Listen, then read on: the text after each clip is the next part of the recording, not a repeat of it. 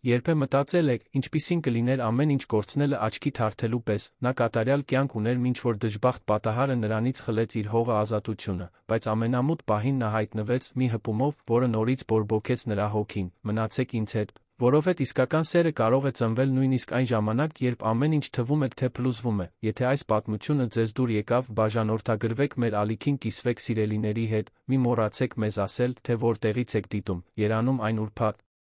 երեկոյան անձր էր գալիս, Բաղրամյան պողոտայի լույսերը փայլում էին թաց ասֆալտի վրա, ստեղծելով գրեթե հիպնոսական տեսարան շտապող անցորդների համար, շրջանի ամենատպավորիչ երկնաքերերից մեկի ներսում, 42-րդ հարկում։ Էդուարդ Մինասյանը ստորագրում էր 1 միլիոնանոց պայմանագիր, 40 տարեկանում նա համարվում էր երկրի շինարարության ոլորտի ամենահաջողակ գործարարներից մեկը, նրա շինարարական ընկերությունը Մինասյան գործընկերները շքեղ արտրային բնակելի շենքեր էր կառուցում Հայաստանի խոշոր քաղաքներում, Էդուարդը ուներ այն ամենը, ինչ կարելի էր գնել փողով, կամ գոնե այդպես էին մտածում բոլորը, իր անթերի կոստյումով շվեյցարական ժամացույցով դաստակին, նա արձակեց իրեն ուղեկցող ղեկավարներին, մոտեցավ համայնապատկերային պատուհանին։ Այնտեղից քաղաքը փոքր էր թվում, կառավարելի, հենց այդպես էր նա սիրում իրեն զգալ, ամեն ինչի բոլորի բացարձակ վերահսկողության տակ, նրա հարսնացուն, Իզաբելլա Հակոբյանը, նրան էր սպասում կենտրոնի շքեղ ռեստորանում։ Երանի ամենաավանդական ընտանիքներից մեկի դուստրը։ Իզաբելլան այնպիսի կին էր, որը կատարելապես լրացնում էր հաջողության կերպարը, որը Էդուարդը մշակել էր, գեղեցիկ, էլեգանտ, լավագույն շվեյցարական դպրոցներում կրթություն ստացած, նա այն կտորն էր, որը պակասում էր իր կառուցած կատարյալ կյանքի հանելուկում։ Էդուարդը վերցրեց հեռախոսը, արագ հաղորդագրություն գրեց, տեղեկացնելով, որ ճանապարհին է, նա իջավ անձնական վերելակով, գլխով արեց անվտանգության աշխատակցին, նստեց իր ՍՊՄ-ն, ռեստորան տանող ճանապարհը այդ ժամին մոտ 20 րոպե կտեր։ Նա միացրեց մեքենայի ձայնը, արագացրեց պողոտայով, մտածելով հարսանիքի պլանների մասին, որը պետք է տեղի ունենար 6 ամսից, Իզաբելլան ցանկանում էր շքեղ արարողություն Դիլիջանում, ավելի քան 500 հյուրերով, Էդուարդը այդ ամենը չափազանցություն էր համարում, բայց համաձայնվեց, քանի որ գիտեր, որ դա սպասվածն էր, նրա կյանքում ամեն ինչ ընթանում էր նախապես սահմանված սցենարով, նա երբեք դա չէր հարցականի տակ դրել, երաժշտությունը մեղմ էր հնչում, երբ նա մտավ արագընթաց ճանապարհ, երթևեկությունն ավելի ինտենսիվ էր, քան սովորաբար, բայց ոչինչ, ինչը նրան կանհանգստացներ, Էդուարդը փորձառու վարորդ էր, գիտեր այդ քաղաքի յուրաքանչյուր շրջադարձը, հենց այդ ժամանակ ամեն ինչ փոխվեց վայրկյանների ընթացքում, հակառակ գոտուց եկող բեռնատարը կորցրեց կառավարումը, կոտրեց արգելապատը, մտավ այն գոտին, որտեղ շարժվում էր Էդուարդը, նա նույնիսկ ժամանակ չունեցավ արձագանքելու, հարվածը դաժան էր, մետաղի ջռոցը արձագանքեց անձրոտ գիշերում, վերջին բանը, որ Էդուարդը տեսավ, մինչ ամեն ինչ մտնեց, դա միլիոնավոր կտորների բեկորված դիմապակին էր, երբ օրեր անց արթնացավ, մասնավոր հիվանդանոցի սենյակում էր, ախտահանիչի հոտը լցնում էր նրա քթանցքները, իսկ առաստաղի սպիտակ լույսը նրան անհանգստացնում էր, փորձեց շարժվել, բայց ոչինչ տեղի չունեցավ, զգաց, թե ինչպես է խուճապը բարձրանում կոկորդով, երբ հասկացավ, որ չի կարողանում շարժել ոտքերը, մի բուժքույր մտավ սենյակ, տեսնելով նրան արթուն, արագ կանչեց բժշկին, դոկտոր Հենրիկ Ալավերդյանը, հիվանդանոցի ամենահարգված նյարդավիրաբույժներից մեկը, մտավ լուրջ պրոֆեսիոնալ արտահայտությամբ, Էդուարդը փորձեց խոսել, բայց նրա ձայնը խռպոտ թույլ դուրս եկավ, բժիշկը մոտեցավ, ձեռքը դրեց նրա ուսին, զգուշությամբ սկսեց բացատրել, թե ինչ էր տեղի ունեցել, բախումը լուրջ վնասվածք էր պատճառել ողնուղեղին, Էդուարդը անցել էր շտապ վիրահատության, որը փրկել էր նրա կյանքը, բայց ոտքերի կաթվածը մի իրողություն էր, որի հետ նա պետք է սովորեր ապրել, բժիշկը խոսեց ֆիզիոթերապիայի, վերականգնողական բուժման, մասնակի վերականգնման հնարավորությունների մասին, բայց Էդուարդը ոչինչ չէր կարողանում մարսել։ Նրա միտքը կաթվածահար էր իր ոտքերի հետ միասին։ Ինչպես կարող էր սա պատահել իր հետ, Էդուարդ Մինասյանը, այն մարդը, որը կառավարում էր կայսրություններ, որը միլիոնանոց գործարքներ էր կնքում, որը երբեք ոչ մի բանում ձախողում չէր ունեցել, այժմ կապված էր հիվանդանոցային մահճակալին, անկարող շարժելու իր մարմնի ստորին մասը, հաջորդ օրերը քննությունների, արարողակարգային այցելությունների, ծանր լռությունների մշուշ էին, Իզաբելլան հիվանդանոցում հայտնվեց դժբախտ պատահարից 1 օր անց, անթերի հագնված, ինչպես միշտ, նա բռնեց նրա ձեռքը, մխիթարական խոսքեր ասաց, որոնք դատարկ էին հնչում, խոստացավ, որ կլինի նրա կողքին, բայց Էդուարդը նկատեց ինչ-որ բան նրա աչքերում, մի տատանում, մի վախ, որը նա փորձում էր թաքցնել, նա ճանաչում էր այդ հայացքը, դա նույն հայացքն էր, որը տեսնում էր մրցակիցների դեմքերին, որոնք գիտեր, որ պատրաստվում էին հրաժարվել գործարքից, Իզաբելան այդ շաբաթ 2 անգամ եկավ, յուրաքանչյուր այց ավելի կարճ, քան նախորդը, երրորդ անգամ նա նույնիսկ սենյակ չմտավ, մնաց դռան մոտ, կարճ զրուցեց բժշկի հետ հեռացավ, մի անձրոտ կեսօր էր, դժբախտ պատահարից։ Ուղիղ մեկ շաբաթ անց, երբ Էդուարդը հաղորդագրություն ստացավ, նա մենակ էր սենյակում, դուրս նայելով պատուհանից դեպի մոխրագույն քաղաքը, երբ հեռախոսը թրթռաց, դա Իզաբելայից էր, կարճ ուղիղ, առանց քողարկումների կամ մանրամասն ներողությունների։ Նա ասում էր, որ չի կարող շարունակել, որ պատրաստ չէ դրան, որ պետք է շարունակի իր կյանքը, վերջին բառերը գրեթե դաժան էին իրենց պարզությամբ։ Չեմ կարող ապրել այսպիսի մեկի հետ, ների՛ր ինձ, Էդուարդը հաղորդագրությունը կարդաց 3 անգամ, սպասելով ինչ-որ բան զգալու, զայրույթ, տխրություն, հիասթափություն, բայց այն ամենը, ինչ նա զգաց, մի հսկայական դատարկություն էր։ Կարծես ինչ-որ բան իր ներսում ջարդուփշուր եղած լիներ այնպես, որ ոչ մի վիրահատություն չէր կարող շտկել։ Հաջորդ օրերին կգային այլ հարվածներ, նրա գործընկերները Ռոբերտ Դավթյանը, Մարտուն Ազարյանը, մարդիկ, որոնց նա ընկերներ էր համարում, հանդիպում նշանակեցին հենց հիվանդանոցում, նրանք եկան փաստաթղթերի թղթապանակներով, կողքին փաստաբաններով, դեմքերով, որոնք փորձում էին մտահոգություն ցույց տալ, բայց որոնք Էդուարդը արագորեն ճանաչեց որպես ամբիցիայի դիմակներ, նրանք խոսեցին ընկերության իմիջի, ուժեղ ներկա ղեկավարության անհրաժեշտության, ներդրողների մտահոգության մասին, այդ բոլոր գեղեցիկ խոսքերի հետում ուղերձը պարզ էր, նրանք ցանկանում էին հեռացնել նրան նախագահի պաշտոնից, նրանք ներկայացրեցին թղթեր ստորագրելու համար, փաստաթղթեր, որոնք ժամանակավորապես կփոխանցեին Բաժնետոմսերի վերահսկողությունը նրանց, մինչ նա կվերականգնվեր, ժամանակավորապես բառը դառը կատակ հնչեց, Էդուարդը գիտեր, որ երբ դա ստորագրեր, երբեք չէր վերականգնի իր ընկերությունը, նա հրաժարվեց, ասաց, որ ոչինչ չի ստորագրի, որ կշարունակի ղեկավարել նույնիսկ հաշմանդամի սայլակից, եթե անհրաժեշտ լինի, Ռոբերտը Մարտունը հայացքներ փոխանակեցին, Էդուարդը տեսավ նրանց դեմքերին վատ քողարկված զայրույթը, նրանք փորձեցին վիճել, ճնշել նրան, բայց նա անդրդվելի էր, երբ վերջապես դուրս եկան սենյակից, Էդուարդը գիտեր, որ դա դեռ հեռու է ավարտվելուց, նրանք կվերադառնային այլ միջոցներով, այլ փաստարկներով, այլ զենքերով, պատերազմը նոր էր սկսվել, նա ակնհայտորեն անբարենպաստ վիճակում էր։ Հիվանդանոցում 3 շաբաթ անց Էդուարդը դուրս գրվեց, Արաբկիրի շքեղ թաղամասում գտնվող առանձնատունը երբեք այդքան մեծ ու դատարկ չէր թվացել, տունը ուներ 3 հարկ, տաքացվող լողավազան, մրցանակակիր լանդշաֆտային այգի, 5 ներմուծված մեքենաներով ավտոտնակ, բայց դրանցից ոչ մեկը կարող չէր հիմա, Էդուարդը տեղավորվեց առաջին հարկի սենյակներից մեկում, որը շտապորեն հարմարեցվել էր հիվանդանոցային մահճակալով, բռնակներով նրա վիճակի համար անհրաժեշտ բոլոր սարքավորումներով, նա շուրջը նայեց այդ տարածքին, որն ավելի շատ հիվանդանոց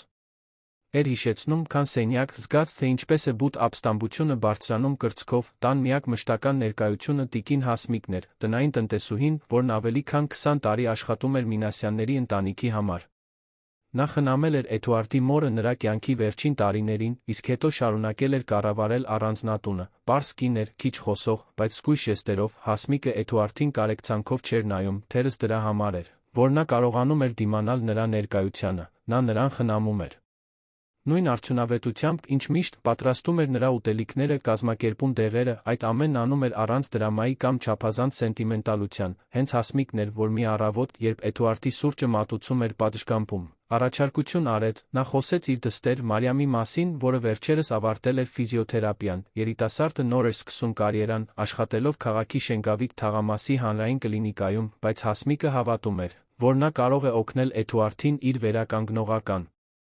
բուժման հարցում, նա լսեց առաջարկը թերահավատորեն, չէր ցանկանում, որ անփորձ ֆիզիոթերապտը խնամի իրեն, ցանկանում էր լավագույն մասնագետներին, նրանց, ովքեր սպասարկում էին մարզիկներին հայտնիներին, բայց Հասմիկը համառ էր, ասաց, որ Մարիամը նվիրված է, ջանասեր, որ ունի հատուկ կարողություն, կապ հաստատելու իր հիվանդների հետ, Էդուարդը մտածեց հրաժարվել, բայց կնոջ անկեղծության մեջ ինչ-որ բան ստիպեց նրան տատանվել, թերս դա այն հիշողությունն էր, թե ինչպես էր Հասմիկը այդքան քնքշորեն խնամել իր մորը վերջին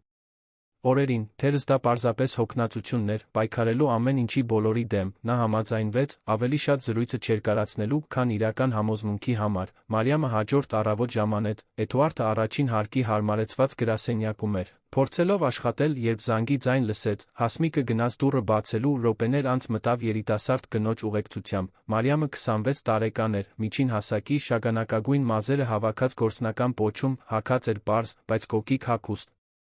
Նա բերել էր Ուսապարկ, սարքավորումներով մի արտահայտություն, որը խառնում էր նյարդայնությունն ու վճռականությունը, Էդուարդը նրան դիտում էր հաշմանդամի սայլակից, այն վերլուծական հայացքով, որը սովորաբար օգտագործում էր գործնական հանդիպումներում։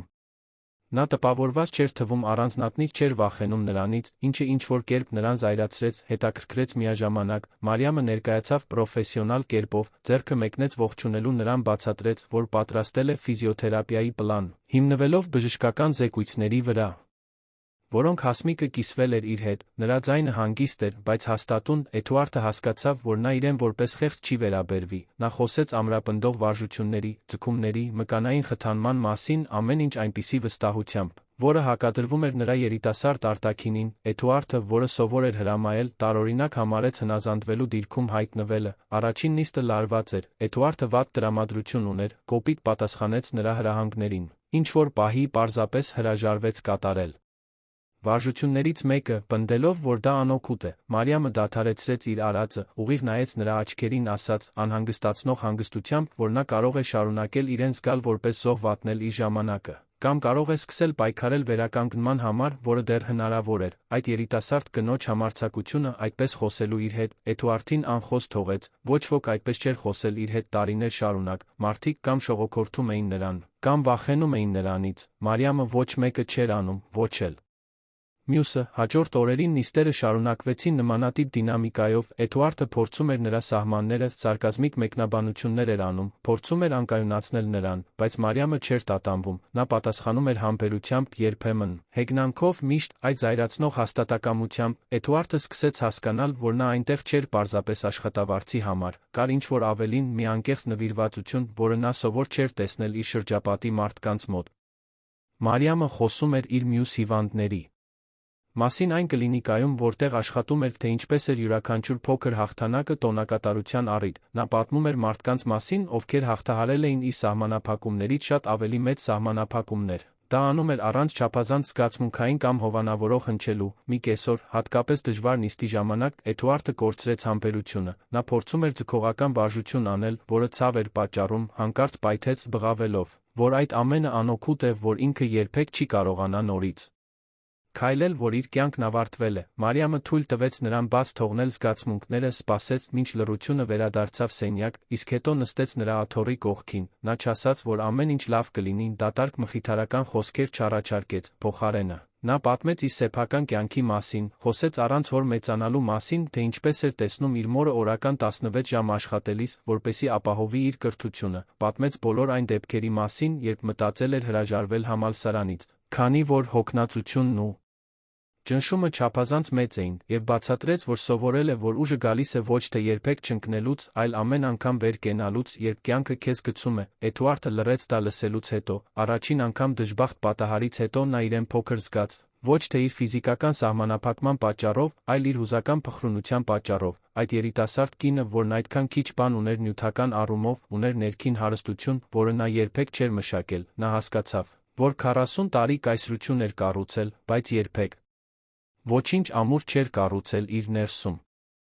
Այն ամենը, ինչ նա ուներ, արտաքին էր, փխրուն, կախված ուրիշների հավանությունից, ներկայությունից, եւ երբ այդ ամենը խլվեց նրանից, նա հայտնաբերեց, որ իր գոյությունը ոչինչ չէր պահպանում, բացի դատարկ նվաճումներից, մակերեսային հարաբերություններից։ Այդ գիշեր, մենակ սենյակում, Էդուարդը առաջին անգամ լաց եղավ դժբախտ պատահարից հետո։ Դա ինքնախղճահարության արդյունքներ չէին, այլ ճանաչման։ Նա սկսում էր հասկանալ, որ թերս այդ ողբերգությունը նա հնարավորություն էր վերակառուցելու իր կյանքը այլ կերպ, ավելի ճշմարիտ։ Մարիամը հույսի սերմ էր ցանել, ոչ թե այն հույսը, որ նա կվերադառնա այն, ինչ նախկինում էր, այլ որ կարող էր դառնալ ավելի լավ մեկը, ավելի ամբողջական մեկը։ Շաբաթները անցնում էին, Էդուարդի ու Մարիամի հարաբերությունները սկսեցին փոխվել։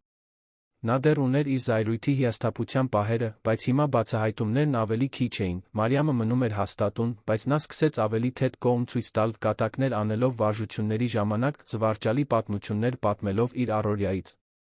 Էդուարդը հայտնաբերեց, որ սիրում է լսել նրան խոսելիս, սիրում էր այն, թե ինչպես էր նա աշխարհը տեսնում մի պարզությամբ, որը նա վաղուց կորցրել էր։ Նա տպավորված չէր թանկարժեք ապրանքանիշերից կամ միջազգային ճանապարհորդություններից, այն բաները, որոնք նրան երջանիկ էին դարձնում, պարզ էին, լավ պատրաստված սուրճ, անկեղծ զրույց, արոտ օր անձրոտ շաբաթից հետո, Էդուարդը սկսեց նկատել նրա մանրամասները, որոնք նախկինում աննկատ կանցն էին, այն, թե ինչպես էր նա հավաքում իր մազերը, երբ կենտրոնացած էր, այն, թե ինչպես էր գծում շրթունքը, երբ մտածում էր, թե ինչպես հարմարեցնել վարժությունը, այն աննկատ ժպիտը, որը հայտնվում էր, երբ նա վերջապես կարողանում էր ավարտել դժվար շարքը, նա իրեն բռնեց ֆիզիոթերապիայի նիստերին սպասելիս, ոչ միայն ֆիզիկական վերականգնման, այլ նրա ներկայության, զրույցի, նորմալության զգացումի համար, որը Մարիամը բերում էր այդ լուռ առանձնատուն։ Մարիամը, իր հերթին, նույնպես սկսեց Էդուարդին տեսնել ամբարտավան գործարարի արտաքինից այն կողմ, նա տեսնում էր այն ցավը, որը նա կրում էր, ոչ միայն ֆիզիկական, այլ հուզական, նա տեսնում էր մի մարդու, որին լքել էին այն մարդիկ, ովքեր ասում էին, թե սիրում են, դավաճանել էին նրանք, ում ընկերներ էր համարում, եւ չնայած նրան շրջապատող ողջ նյութական հարստությանը, Մարիամը հասկանում էր, որ Էդուարդը ի վերջո խորապես միայնակ էր։ Նա սկսեց մնալ նիստի ժամից ավել, երբեմն զրուցելով նրա հետ պատահական թեմաների շուրջ, այլ անգամներ պարզապես լուռ ընկերակցելով։ Այդ պահերին ոչինչ ռոմանտիկ չկար, պարզապես մի անկեղծ մարդկային կապ, որը երկուսն էլ սկսում էին գնահատել, հասմիկն էր։ Առաջինը նկատել, նա տեսնում էր, թե ինչպես էր Էդուարդը ուշադրություն դարձնում, երբ Մարիամը խոսում էր, թե ինչպես էր նրա տրամադրությունը բարելավում այն օրերին, երբ նա տանն էր, նա տեսնում էր, թե ինչպես էր Մարիամը մտահոգվում մանրամասների համար, հարցնում էր նրա սննդի մասին, առաջարկում էր փոփոխություններ առօրյայում բարելավելու նրա բարեկեցությունը։ Մայրը իր լուռ իմաստությամբ ոչինչ չասաց, բայց դիտում էր հույսի մտահոգության խառնուրդով, նա գիտեր տարբեր աշխարհները, որտեղից յուրաքանչյուրը եկել էր։ Գիտեր, որ եթե նրանց միջ ինչ-որ բան առաջանար, դա հեշտ ճանապարհ չէր լինի, մինչդեռ վերականգնման հուզական բացահայտումների այդ պղպջակից դուրս, դավաճանության մեխանիզմները շարունակում էին պտտվել։ Ռոբերտը Մարտունը չէին հրաժարվել ընկերության վերահսկողությունը ձեռք բերելուց, նրանք պարզապես այլ, ավելի հաշվարկված, ավելի դաժան ռազմավարություն էին մշակում, եւ Իզաբելլան, նախկին հարսնացուն, որը լքել էր Էդուարդին, երբ նա ամենաշատն էր կարիք ուներ, պատրաստվում էր դառնալ առանցքային դերակատար այդ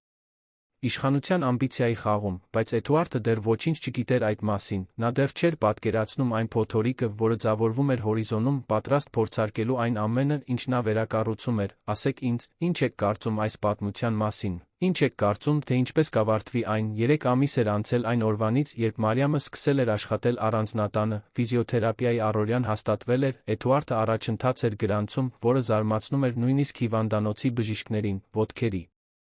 զգայունությունը բարելավվել էր, նա արդեն կարողանում էր փոքր շարժումներ անել, որոնք նախկինում անհնար էին։ Մարիամը յուրաքանչյուր հաղթանակ նշում էր որպես իր սեփականը, Էդուարդը հայտնաբերեց, որ դա նրան ավելի էր մոտիվացնում, քան երբևէ գործնական հանդիպում։ Կյանքում առաջին անգամ նա աշխատում էր մի բանի վրա, որը շահույթ կամ իշխանություն չէր պարունակում, այլ անձնական հաղթահարում, եւ դա ամեն ինչ փոխում էր։ Նրանց հարաբերությունները վերածվել էին մի բանի, որը ոչ ոք հստակ չէր կարողանում սահմանել։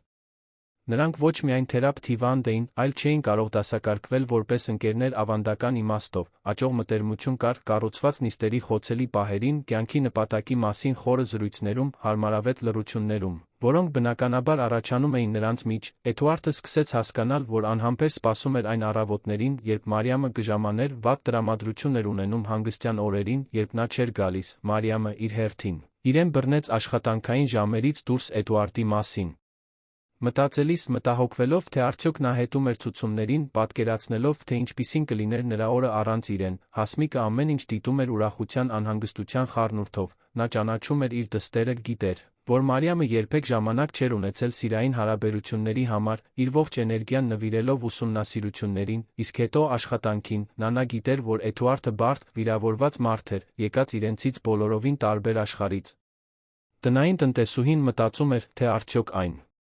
ինչ ծաղկում էր նրանց միջ, կդիմանա այն փոթորիկներին, որոնք անպայման կգային, որովհետև Հասմիկը հարուստ ընտանիքներին ծառայելու իր տարիների փորձով լավ գիտեր, թե ինչպես էր գործում այդ աշխարհը, նա գիտեր, որ Էդուարդի նման մարդիկ հեշտությամբ չեն խառնվում իրենց նման մարդկանց հետ, ոչ թե այն պատճառով, որ չէին ցանկանում, այլ այն պատճառով, որ շրջակա աշխարհը թույլ չէր տալիս։ Մի անձրոտ հինգշաբթի էր, երբ ամեն ինչ սկսեց փոխվել, Էդուարդը գրասենյակում էր, մասնակցելով ընկերության փաստաբանների հետ տեսաժողովի։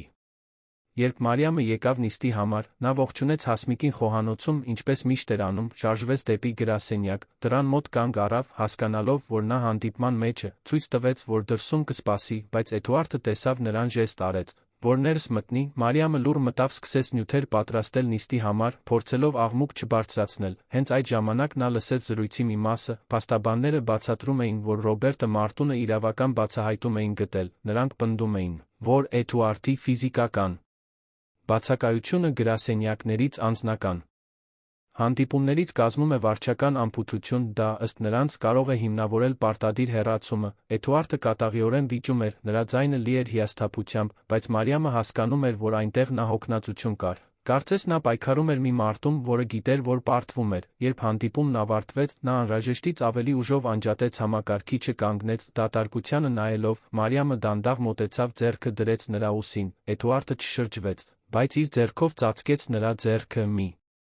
ժեստով, որն ավելին ասաց, քան բառերը կարող էին արտահայտել, նրանք այդպես մնացին մի քանի րոպե, լուռ, մինչ նա վերջապես խոսեց, նա նրան պատմեց ամեն ինչ, գործընկերների դավաճանության, իրավական մանրների մասին, թե ինչպես էին իրեն դուրս մղում այն ընկերությունից, որը նա կառուցել էր իր սեփական ձեռքերով, Մարիամը լսեց ամեն ինչ առանց ընդհատելու, երբ նա ավարտեց, նա աթոռ քաշեց նստեց նրա դիմաց, այնպես որ նրանց աչքերը լինեին նույն բարձրության վրա, ասաց, որ հասկանում է դավաճանության ցավը, բայց հիշեցրեց նրան, որ նա ավելի վատ բաներ էր հաղթահարել, նա հաղթահարել էր մի դժբախտ պատահար, որը կարող էր սպանել նրան, նա հաղթահարում էր կաթված, որը կոչնչացներ շատ մարդկանց, եթե նա սովորել էր պայքարել իր ոտքերի յուրաքանչյուր շարժման համար, ապա կարող էր պայքարել իր ընկերության համար, որը նրանն էր, բայց նա շեշտեց դա, նա պետք է դա աներ ոչ թե վրեժխնդրության կամ հպարտության համար, այլ իրականում հավատալով, որ ուներ ինչ-որ բան առաջարկելու, ինչ-որ բան կառուցելու։ Էդուարդը նայեց նրա աչքերին, տեսավ նրա հանդեպ մի հավատ,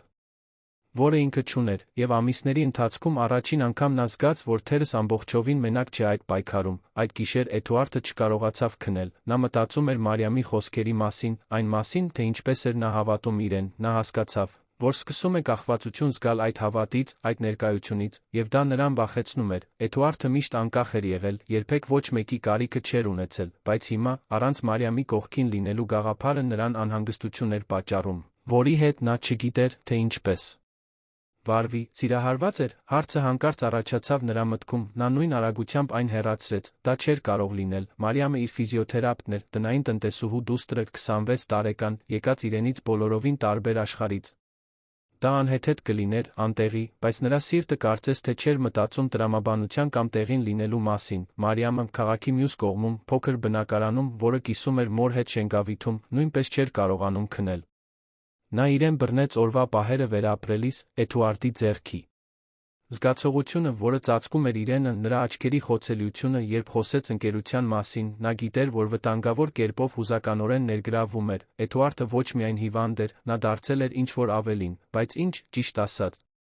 Մարիամը չգիտեր անուն տալ, դա նրան շփոթեցնում էր, նա երբեք իրեն թույլ չէր տվել նման բան զգալ ոչ մեկի հանդեպ, նա միշտ կենտրոնացած էր եղել, վճռական, առանց ժամանակի կամ էներգիայի սիրավեպերի համար, եւ հիմա, հենց հիմա, հնարավոր ամենաանհարմար հիվանդի հետ, նա զգում էր մի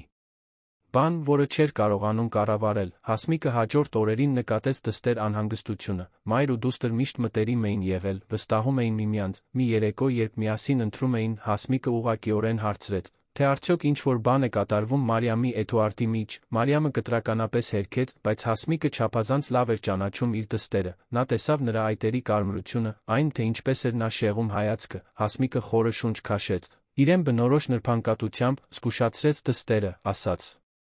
որ հասկանում է, որ Էդուարդը հատուկ մարդ է, չնայած իր թերություններին, բայց որ տարբեր աշխարհները հազվադեպ են հանդիպում առանց ցավ պատճառելու, հիշեցրեց Մարիամին բոլոր այն դեպքերը, երբ տեսել էր, թե ինչպես էին գործատուներն ու աշխատողները ներգրավվում, թե ինչպես էր դա հազվադեպ լավ ավարտվում նրանց համար, ովքեր սոցիալական հիերարխիայի ներքում էին, Մարիամը լուռ լսեց, բայց խորքում գիտեր, որ զգուշացման համար արդեն ուշ էր, նրա զգացմունքներն արդեն տնկված էին, աճում էին, նա չգիտեր, թե ինչպես զսպել դրանք։ Մինչդեռ, հեռու այնտեղից Կոմիտասի պողոտայի շքեղ բնակարանում Իզաբելլա Հակոբյանը կենաց էր խմում իր նոր ընկերոջ, Վահագն Ամիրյանի հետ, նա անշարժ գույքի ոլորտի գործարար էր, Էդուարդից ավելի երիտասարդ, այնպիսի հմայքով, ով երբեք իրական դժվարությունների չէր բախվել, Իզաբելլան նրան ճանաչել էր սոցիալական միջոցառման ժամանակ, Էդուարդի հետ բաժանվելուց 2 շաբաթ անց, սիրավեպը արագորեն ծաղկել էր, Վահագնը այն ամենն էր, ինչ նա փնտրում էր, հարուստ, ազդեցիկ, առողջ առանց բարդությունների, այդ երեկո, սակայն, Զրույցը հետաքրքիր ուղղություն ստացավ, Վահագնը պատահաբար նշեց, որ լսել էր Մինասյան գործընկերները ի խնդիրների մասին, մեկնաբանեց, որ Էդուարդի գործընկերները փորձում էին վերահսկողություն հաստատել, որ թերս այնտեղ բիզնես հնարավորություն կար։ Իզաբելան մի պահ լռեց, Մարսելով տեղեկատվությունը, այնուհետ հաշվարկված ժպիտով առաջարկեց, որ թերս կարող էին օգնել այդ գործընթացում, ի վերջո նա Էդուարդին ավելի լավ էր ճանաչում, քան ցանկացած ուրիշը, գիտեր նրա թուլությունները, նրա վախերը։ Վահագնը նրան նայեց նորացված հետաքրքրությամբ, հաջորդած զրույցը դավադրության սկիզբն էր, որը լիովին կփոխեր իրադարձությունների ընթացքը, հաջորդ շաբաթներին Էդուարդի վրա ճնշումն ավելացավ, Ռոբերտը Մարտունը խորհրդի արտակարգ նիստ նշանակեցին, հրավիրելով բոլոր փոքր բաժնետերերին, նպատակը պարզ էր, քվեարկել Էդուարդի ժամանակավոր հեռացման օգտին նախագահի պաշտոնից, Էդուարդի փաստաբանները պայքարեցին նիստը հետաձգելու համար, պնդելով, որ նա իրավունք ունի անձամբ պաշտպանվելու, բայց ժամանակը սպառվում էր, Էդուարդը գիտեր, որ եթե ցանկանում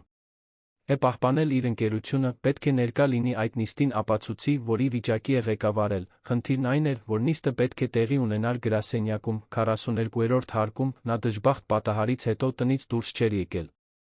Վերադառնալու գաղափարը այդ վայր բախվելու այդ բոլոր հայացքներին իրեն խոցելի ցույց տալու այն մարդկանց առջ, ովքեր նախկինում հարգում էին նրան, գրեթե անտանելի էր, Մարիամն էր, ով համոզեց նրան, ասաց, որ նա չի կարող թույլ տալ, որ վախը հաղթի, որ ամիսներ շարունակ մարզվել է դրա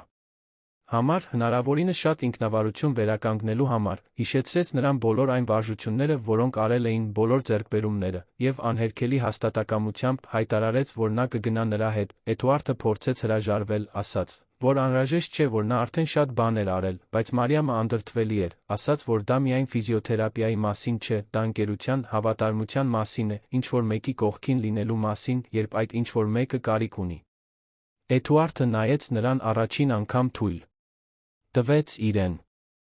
ճանաչել այն, ինչ զգում էր, ոչինչ չասաց, բայց Մարիամը տեսավ, թե ինչպես ինչ-որ բան փոխվեց նրա աչքերում, ինչ-որ խորը սարսափելի երկուսի համար էլ, հանդիպման օրը եկավ որպես դատավճիռ, Էդուարդը վաղ արթնացավ, ավելի նյարդային, քան իր ողջ կյանքի որե բանակցության ժամանակ, Հասմիկը ուժեղ սուրճ պատրաստեց օգնեց նրան հագնել իր լավագույն կոստյումներից մեկը, Մարիամը սովորականից շուտ եկավ, հագած պաշտոնական հագուստ, գործնական տաբատ աննկատ բլուզ, փորձելով հարմարվել այն կորպորատիվ միջավայրին, որին պետք է բախվեին, Էդուարդը նայեց նրան երախտագիտության այնպիսի ուժեղ ալիք զգաց, որը գրեթե տապալեց նրան, նա դարձել էր նրա խարիսխը, այն մարդը, որը նրան ամուր էր պահում, երբ շուրջը ամեն ինչ թվում էր, թե փլուզվում է, նրանք գնացին մեքենա, հարմարեցված մեքենա, որը Էդուարդը վերջերս էր գնել, սկսեցին ճանապարհը դեպի Բաղրամյան պողոտա, երթևեկությունը խիտ էր, ինչպես միշտ, Էդուարդը պատուհանից դուրս էր նայում, տեսնելով քաղաքը, որը նախկինում ինքը էր տիրում, իսկ հիմա թշնամական էր թվում։ Մարիամը, նրա կողքին, բռնեց նրա ձեռքը, դա պարզ ժեստ էր, բայց այն ամեն ինչ ասաց, Էդուարդը սեղմեց նրա ձեռքը, նրանք այդպես մնացին ողջ ճանապարհին, լուռ, բայց կապված այնպես, որը գերազանցում էր բառերը, երբ հասան շենքին, Էդուարդը զգաց անհանգստության ծանրությունը։ Հաշմանդամի սայլակների համար նախատեսված թեքահարթակով մուտքը նրա նոր իրականության ցավալի հիշեցումն էր, աշխատակիցները, ովքեր նախկինում նրան հարգանքով էին ողջունում, հիմա նրան նայում էին կարեկցանքի շփոթության խառնուրդով, Մարիամը մնաց նրա կողքին, ամուր հրելով աթոռը, նրա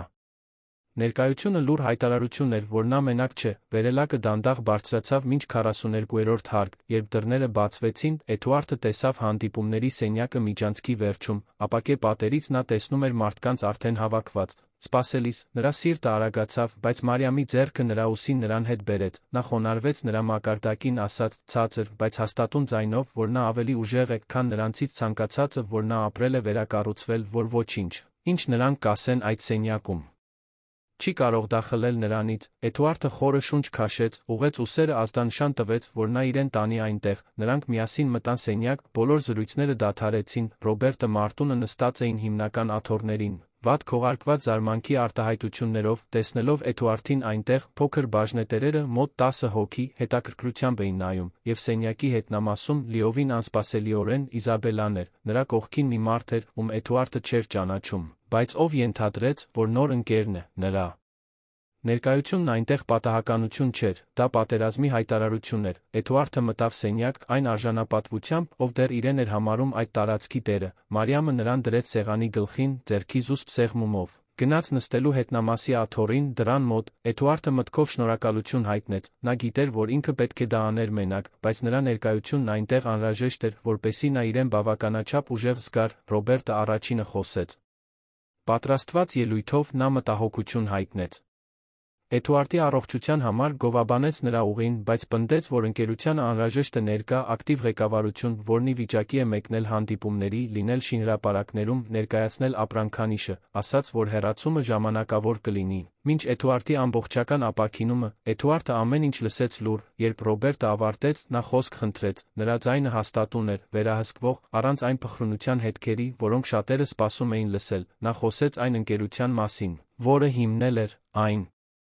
արժեքների մասին, որոնք միշտ պաշտպանել էր, այն մասին, թե ինչպես էր կառուցել այդ կայսրությունը աշխատանքով, տեսլականով, այնուհետ ուղիղ նայեց Ռոբերտին Մարտունին, ասաց, որ հասկանում է խաղը, դա մտահոգության կամ ընկերության բարօրության մասին չէր։ Դա իշխանության ագահության մասին էր, նա հիշեցրեց նրանց այն պայմանագրերը, որոնք ստորագրել էին, հավատարմության կետերը, այն պարտականությունները, որոնք դեռ ունեին, եւ հետո արեց մի բան, որը զարմացրեց բոլորին, հայտարարեց, որ անցած ամիսները ոչ միայն ֆիզիկապես է վերականգնվել, այլ վերակառուցել է իր առաջնահերթությունները, ներկայացրեց մանրամասն պլան, թե ինչպես կարող էր ընկերությունը դառնալ հղում ոչ միայն շահույթի, այլ սոցիալական պատասխանատվության մեջ, ստեղծելով մատչելի բնակարանաշինական նախագծեր, ներդրումներ կատարելով կայունության մեջ, հնարավորություններ ընձեռելով ցածր եկամուտ ունեցող երիտասարդներին, սենյակում լռություն էր, որոշ փոքր բաժնետերեր անկեղծորեն հետաքրքրված էին առաջարկով, Ռոբերտը Մարտունը նյարդային հայացքներ փոխանակեցին։ Նրանք դրան չէին սպասում, նրանք սպասում էին կոտրված մարդու, հեշտությամբ մանիպուլյացիայի ենթարկվող, փոխարենը, նրանք գտան մեկին, ով վերակերտվել էր, ով առաջարկում էր մի բան, որն ավելի մեծ էր, քան նրանցից ցանկացածը պատկերացրել էր, Էդուարդը շարունակեց, կրկոտ խոսելով փոխակերպման մասին, այն մասին, թե ինչպես էր իր անձնական փորձը սովորեցրել նրան, որ իսկական հաջողությունը չի չափվում միայն շահույթով, այլ ազդեցությամբ, Մարիամը սենյակի հետնամասից զգաց, թե ինչպես են աչքերը թրջվում։ Նա տեսնում էր այն մարդուն, ում ճանաչել էր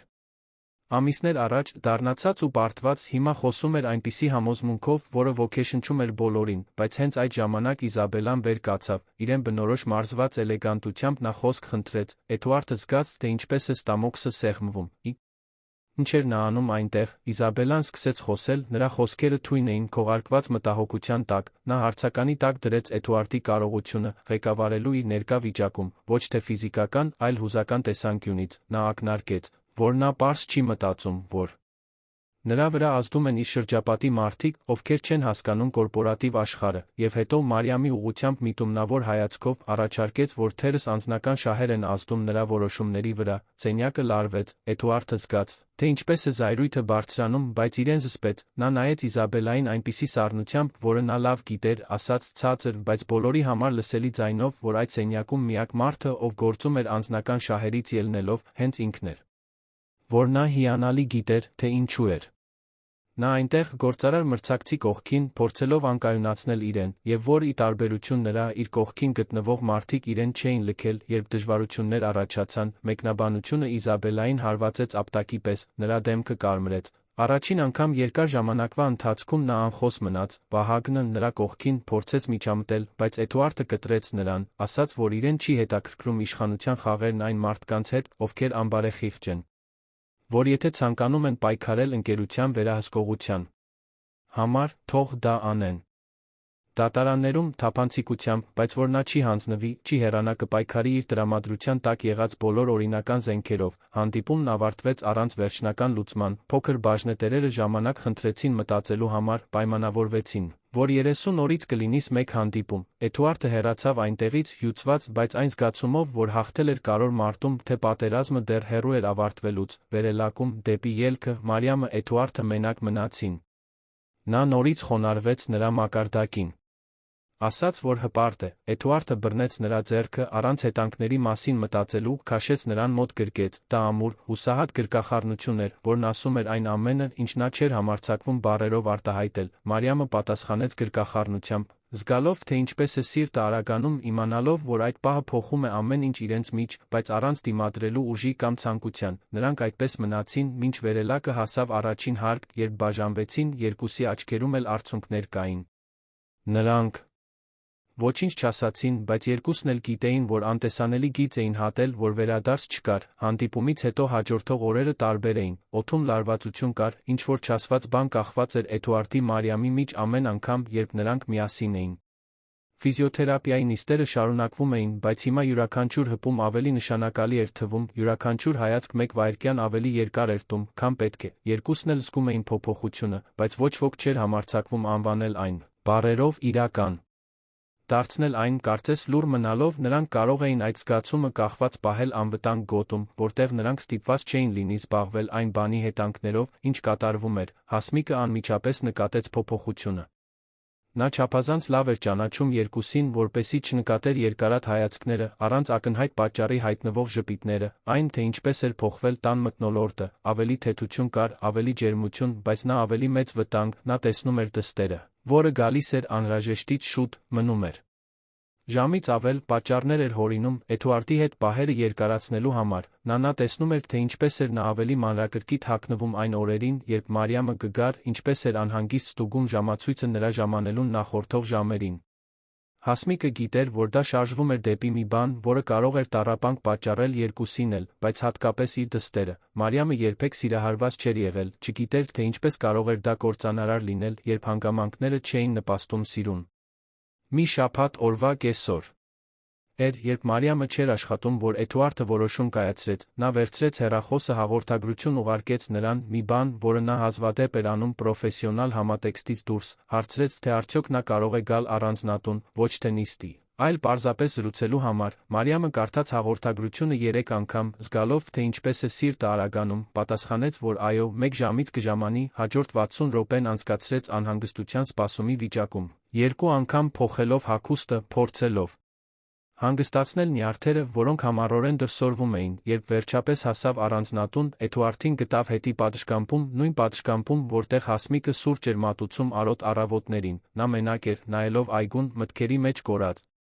Մարիամը դանդաղ մոտեցավ, նստեց նրա կողքին, մի քանի րոպե լուռ մնացին, պարզապես վայելելով կեսօրվա մեղմ քամին։ Առաջինը Էդուարդը խոսեց, ասաց, որ պետք է անկեղծ լինի նրա հետ, որ վերջին ամիսներին ինչ-որ բան էր պատահել, որը նա չէր սպասում, չէր պլանավորում, բայց որին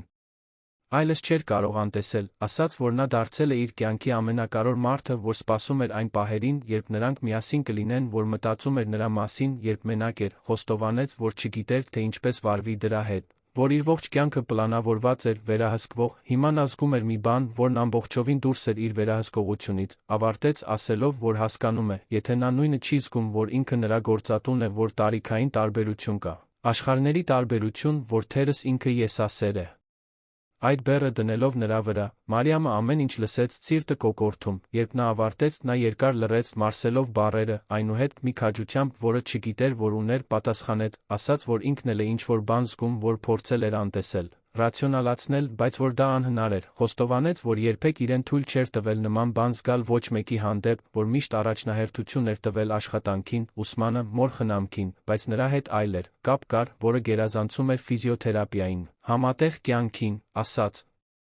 որ նրան տեսնում էր ոչ միայն որպես հիվանդ, այլ որպես հիանալի մարդու, ով վերակառուցվում էր, փոխակերպվում էր, եւ որ, չնայած բոլոր խոչընդոտներին, որոնք նա կարող էր տեսնել, չէր կարող շղթել այն, ինչ զգում էր։ Էդուարդը բռնեց նրա ձեռքը, մատները միահյուսելով, նրանք այդպես մնացին ձեռք ձեռքի, զգալով այդ պահի ծանրությունն ու թեթությունը։ Նրանք գիտեին, որ սկսում էին ինչ-որ բարդ, հնարավոր է ցավալի բան, բայց ոչ ոք չուներ ուժ հետ քաշվելու։ Սերը, երբ իսկական է, թույլտվություն չի խնդրում մտնելու համար, այն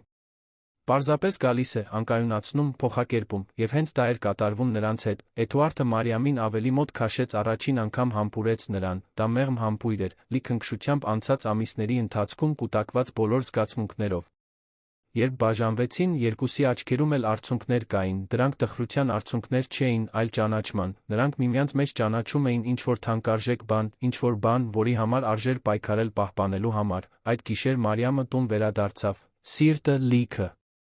Նա ամեն ինչ պատմեց Հասմիկին, ով լուռ լսում էր, անհանգիստ արտահայտությամբ, որը Մարիամը լավ գիտեր, մայրը չասաց, որ սխալ է, չփորձեց համոզել նրան հրաժարվել, փոխարենը, նա միայն մեկ հարց տվեց. Պատրաստ ես դիմակայելու այն ամենին, ինչ կգա, որովհետև շատ բան կգար դատապարտում, նախապաշարմունք, մարդիկ կփորձեին բաժանել նրանց սեփական աշխարհները կբախվեին։ Մարիամն ասաց, որ չգիտի պատրաստ է արդյոք, բայց գիտեր, որ չէր կարողանա ապրել, ձացնելով, թե չի զգում այն, ինչ զգում էր։ Հասմիկը գրկեց դստերը, խնդրեց միայն, որ զգույշ լինի, որ հնարավորինս պաշտպանի իր սիրտը, որովհետև ի վերջո Մարիամի սիրտն էր, որին մայրը ամենաշատն էր վախենում տեսնել ջարդուփշուր, մինչդեռ քաղաքի մյուս կողմում դավադրություն էր կազմակերպվում Էդուարդի դեմ, Իզաբելլան, Վահագնը, Ռոբերտը, Մարտունը հավաքվել էին մասնավոր ընթրիքի, այն նվաստացումը, որը Իզաբելլան զգացել էր խորհրդի նիստում, նրան վրեժխնդրության ծարավ էր դարձրել, Վահագնը իր հերթին։ Այդ ամբողջ իրավիճակում հնարավորություն էր տեսնում ընդլայնելու իր բիզնեսը Էդուարդի հաշվին, Ռոբերտը, Մարտունը ցանկանում էին ընկերության վերահսկողությունը ցանկացած գնով, միասին նրանք կազմում էին վտանգավոր դաշինք, հենց Վահագնն էր, ով առաջարկեց ամենադաժան գաղափարը, ասաց, որ ճանաչում է մի հոգեբույժի, դոկտոր Լոն Վարդանյանին, կասկածելի հեղինակություն ունեցող մարդու, բայց ով համապատասխան գնով կարող էր տրամադրել եզրակացություններ, որոնք կբավարարեին իրենց շահերը։ Գաղափարը պարզ էր կործանարար, Էդուարդին հայտարարել մտավոր անկարող կառավարելու ընկերությունը, պնդելով, որ դժբախտ պատահարի տրավման անդառնալի հոգեբանական վնասներ է պատճառել, որոնք ազդում են նրա դատողության վրա, բարենպաստ բժշկական եզրակացությամբ մի քանի ազդեցիկ դատավորներով նրանք կարող էին ստանալ արգելք, որը բաժնետոմսերի ողջ վերահսկողությունը կփոխանցեր վարչական խորհրդին, որը, պատահաբար, կազմված կլիներ Ռոբերտից Մարտունից։ Իզաբելլան սիրեց գաղափարը, նա ճանաչում էր Էդուարդին, գիտեր նրա անապահովությունները, նրա թուլության պահերը, նա կարող էր տեղեկություններ տրամադրել, որոնք հավաստիություն կհաղորդեին եզրակացությանը, ավելին, նա կարող էր վկայել արգելքի օգտին, ներկայանալով որպես նախկին հարսնացու, մտահոգված նրա բարեկեցությամբ, հեգնանքը դաժան էր, այն կինը, ով լքել էր նրան, երբ նա ամենաշատն էր կարիք ուներ, հիմա կներկայանար որպես մեկը, ով մտածում էր։ Չորսն էլ կենաց խմեցին պլանի համար, նախապես տոնելով այն հաղթանակը, որը համարում էին հաստատ, սակայն նրանցից ոչ ոք չէր հաշվում Էդուարդի վճռականությունը, հատկապես Մարիամի խելամտությունն ու քաջությունը։ Օրերը անցան կեղծ հանգստության մեջ։ Էդուարդը, Մարիամը իրենց պատմությունը գաղտնի էին ապրում, գողացված պահեր ֆիզիոթերապիայի նիստերի միջ, զրույցներ, որոնք երկարում էին մինչ կեսօր, Հասմիկի կողմից պատրաստված ընթրիքներ, որտեղ երեքն էլ կիսում էին պատմություններ ծիծաղ։ Առաջին անգամ երկար ժամանակվա ընթացքում առանձնատունը դամբարան չէր թվում, այլ տուն։ Էդուարդն ավելի երջանիկ էր, քան երբեք, դա արտացոլվում էր նրա ֆիզիկական ապաքինման մեջ, բժիշկները խոսում էին արտասովոր առաջընթացի մասին, այն մասին, թե ինչպես էր նա մարտահրավեր նետում ակնկալիքներին։ Էդուարդը գիտեր, որ վաստակը ամբողջովին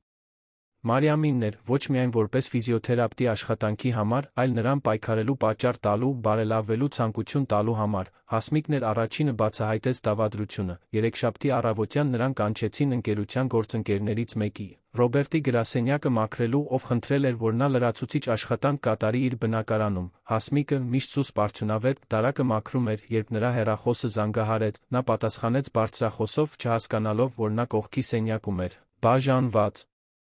Միայն կիսաբաց դռնով, դա Վահագնն էր, ով ոգորված խոսում էր այն մասին, թե ինչպես էր դոկտոր Լոնը ավարտում հոգեբուժական եզրակացությունը, ասում էր, որ այն կատարյալ է, տեխնիկապես անթերի, որ ոչ մի դատավոր չէր կասկածի գնահատականին, Ռոբերտը ծիծաղում էր, մեկնաբանելով, որ 2 շաբաթից նրանք կունենան ընկերության լիակատար վերահսկողությունը։ Վահագնը նա ավելացրեց, որ Իզաբելլան փորձում էր իր ցուցմունքը, մարզում էր արցունքները, պատրաստվելով Էդուարդի մտավոր վիճակից կործանված նախկին հարսնացուի դերին։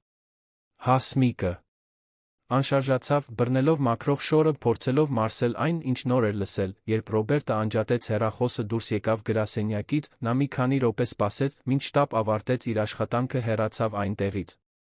Էդուարդի առանձնատուն վերադառնալու ճանապարհին նրա սիրտը թրթռում էր, նա գիտեր, որ պետք է պատմեր, բայց վախենում էր այն ազդեցությունից, որ դա կունենար։ Էդուարդը վերջապես երջանիկ էր, վերջապես ապաքինվում էր։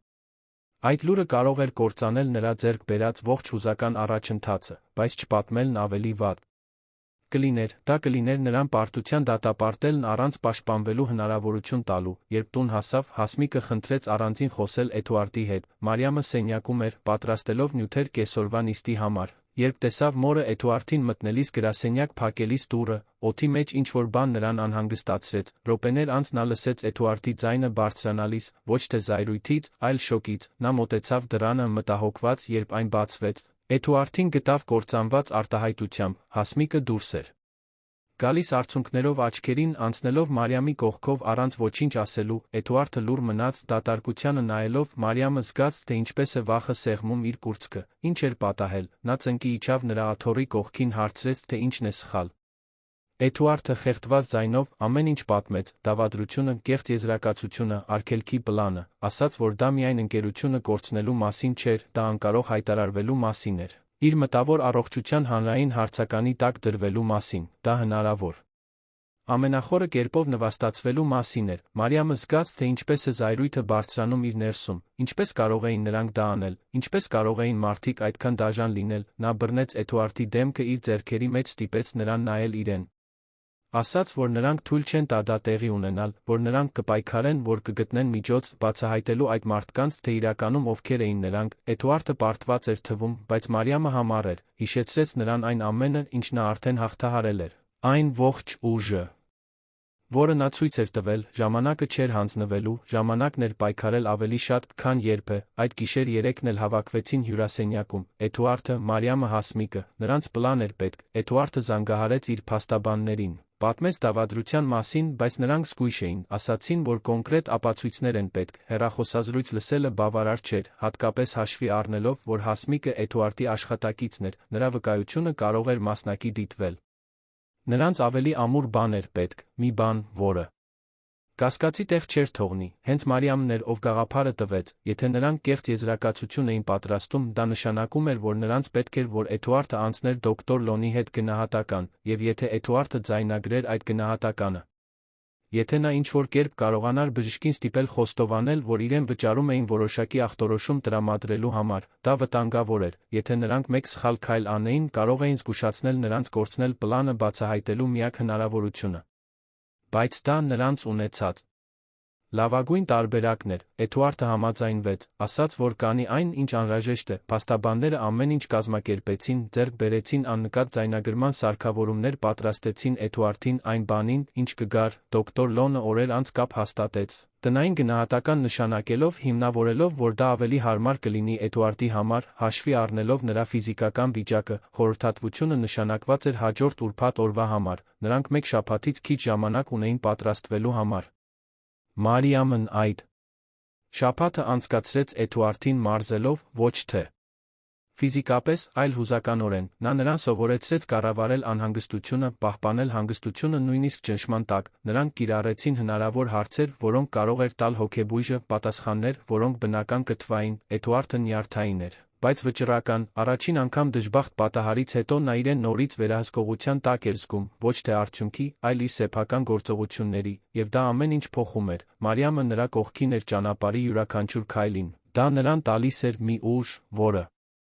նա երբեք չէր պատկերացրել, որ ուներ, ուրբաթ օրը եկավ լարվածությամբ լի, դոկտոր Լոն Վարդանյանը միջին տարիքի մարդ էր, լավ սանրված մոխրագույն մազերով, թանկարժեք շրջանակով, ակնոցներով, կարգավիճակ չչացող կոստյումով։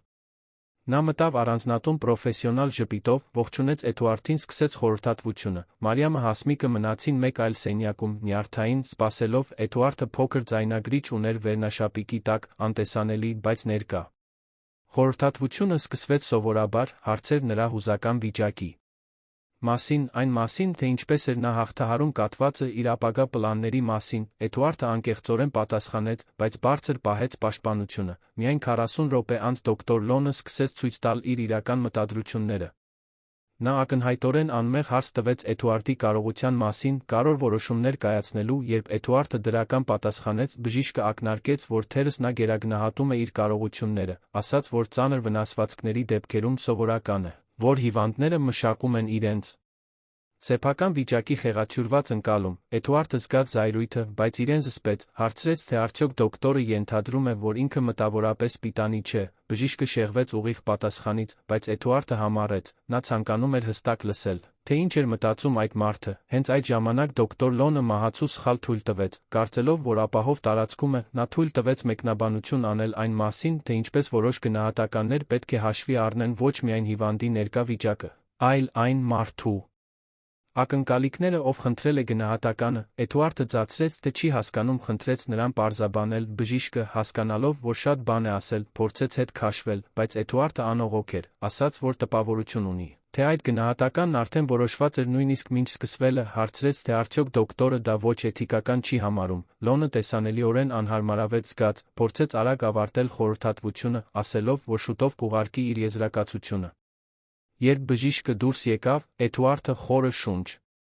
քաշեց, դա ինտենսիվ էր, հյուծիչ, բայց նա կարողացել էր, ձայնագրությունն ավարտված էր, հաջորդ օրերին փաստաբանները վերլուծեցին նյութը, կային կոմպրոմատային հատվածներ, հատկապես մեկնաբանությունը, հաշվի առնելու այն մարդու ակնկալիքները, ով խնդրել էր գնահատականը, դա ամբողջական խոստովանություն չէր, բայց բավական էր լուրջ հարցեր բարձրացնելու բժշկի անաչառության վերաբերյալ, համակցված Հասմիկի վկայության հետ այն մասին, թե ինչ էր նա լսել, բժշկի ֆինանսների վերաբերյալ լրացուցիչ հետաքննությունների հետ, որոնք